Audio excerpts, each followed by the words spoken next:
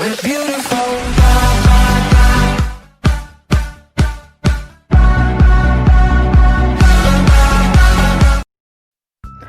Halo, assalamualaikum warahmatullahi wabarakatuh. Salam sejahtera.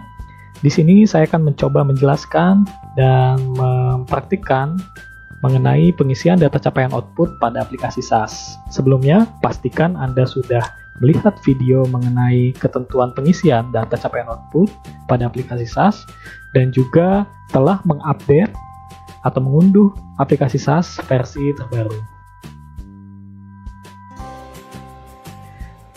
Nah, menu capaian output ini masih sama seperti sebelumnya, bisa didapatkan pada menu pagu dan kontrak, lalu submenu capaian output. Setelah Anda mengklik, nanti aplikasi akan menampilkan tabel ataupun layar untuk pengisian data capaian output seperti ini. Pastikan sebelumnya Anda memilih periode atau bulan yang sesuai, lalu pilih satuan kerja Anda sehingga tertampil seperti ini. Dan untuk menyederhanakan tampilan, maka klik seperti ini sehingga yang ditampilkan di aplikasi hanya level outputnya saja. Nah, ada yang berbeda dari pengisian data capaian output pada aplikasi terbaru dibandingkan dengan aplikasi sebelumnya. Yang pertama adalah terkait dengan output strategis. Lalu yang kedua adalah kolom gap yang menampilkan selisih antara progres capaian output dengan persentase penyerapan anggaran. Lalu ada juga tombol referensi. Dan yang terakhir adalah terkait dengan validasi yang muncul apabila ada pengisian data dengan kondisi tertentu. Yang pertama adalah terkait dengan output strategis. Di sini dapat dilihat bahwa ada output yang ditandai dengan baris berwarna kuning, yang mana output tersebut adalah output strategis. Lalu ada output lainnya yang ditampilkan dengan baris warna abu-abu.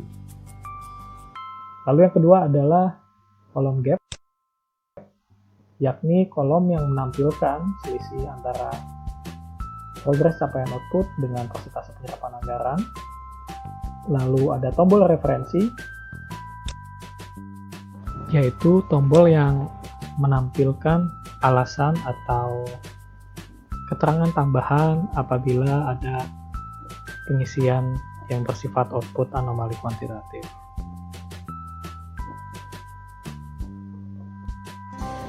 Terkait dengan validasi, perlu diperhatikan bahwa pengisian data capaian output yang dengan kondisi tertentu akan menyebabkan munculnya warning box atau peringatan.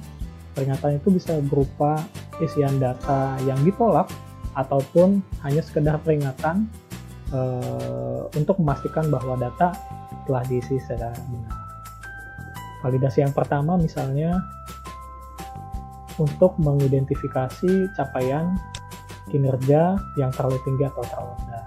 Sebagai contoh di sini untuk output berupa kawasan kedelai, di mana persentase penyerapan anggarannya di sini masih 0. Lalu kalau misalnya kita isi sejumlah 25%, maka akan muncul warning box bahwa capaian kinerja terlalu tinggi. Karena dilihat dari progres capaian outputnya yang sudah 25%, sementara penyerapan anggarannya masih 0. Nah, apabila Anda tetap yakin dengan isian datanya, silakan klik yes. Lalu akan muncul otomatis angka gap sebesar 25% yang merupakan perhitungan dari progres capaian output dikurangi dengan persentase penyerapan anggaran, dan muncul gap sebesar 25%. Nah, anomali kuantitatif ini harus disertai dengan keterangan tambahan.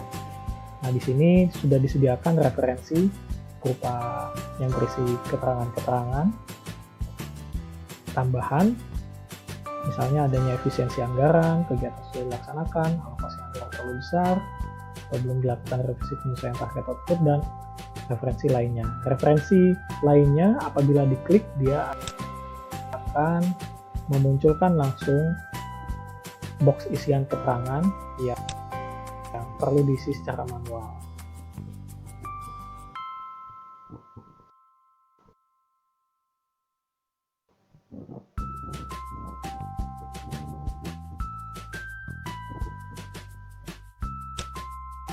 Proses, maka keterangan akan tersimpan.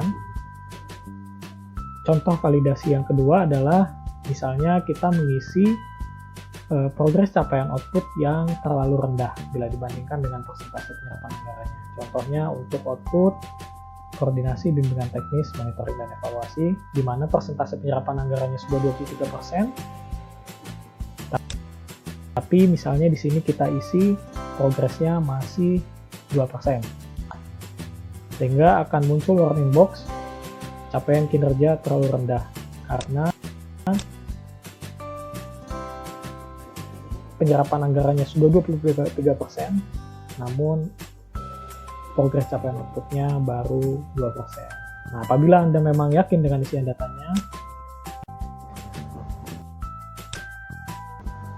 maka akan muncul gap sebesar minus 21,56%. Angka minus ini menunjukkan bahwa progres capaian outputnya jauh lebih rendah daripada persentase penyerapan anggarannya. Lalu, lain halnya untuk validasi output strategis, di mana gap output anomali kuantitatifnya adalah sebesar 5%. Sehingga misalnya di sini saya isi progres capaian output untuk output kawasan padi sebesar 10%, maka dia akan muncul notifikasi capaian kinerja terlalu rendah. Karena gapnya lebih kecil dari minus 5%. Nah, lalu validasi lainnya adalah apabila user mengisi realisasi volume keluarannya dengan angka lebih besar dari 0. Sebut saja misalnya di sini kita isi 15, sementara progres capaian outputnya kita isi 0, maka akan muncul penolakan data berupa pesan bahwa progres capaian output diisi 0, tapi realisasi target volume sudah diisi lebih dari 0. Maka data akan ditolak dan harus diperbaiki lagi pengisian datanya.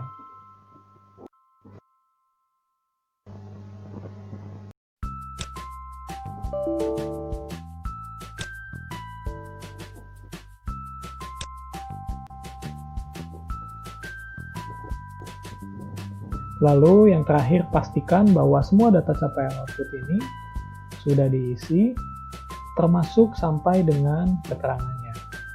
Karena apabila keterangannya tidak diisi, maka pada saat user menekan tombol simpan, maka akan muncul notifikasi bahwa ada sekian output yang masih belum diisi keterangannya.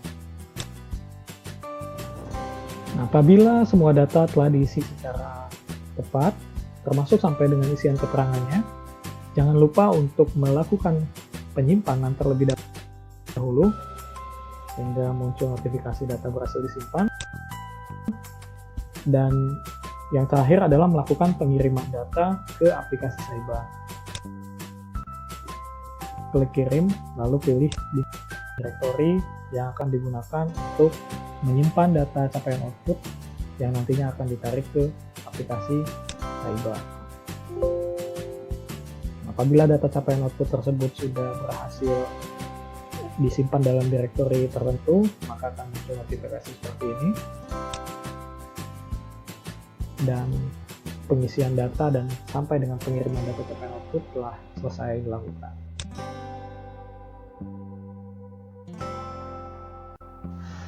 Selanjutnya, untuk memonitor status data capaian output, Anda dapat melihat statusnya dengan mengakses aplikasi iRecon. Lalu, pertama-tama, pastikan bahwa data sudah diupload, dan kemudian dapat dicek di proses recon.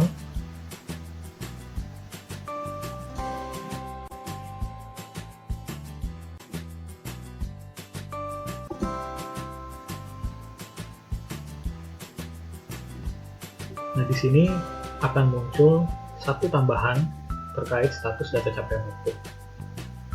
Sebagaimana dalam materi sebelumnya, maka status data capaian output akan berubah sesuai dengan pemrosesan data untuk masing-masing server. Selanjutnya, untuk melihat detail datanya dapat dilihat pada menu capaian output kertas kerja konfirmasi.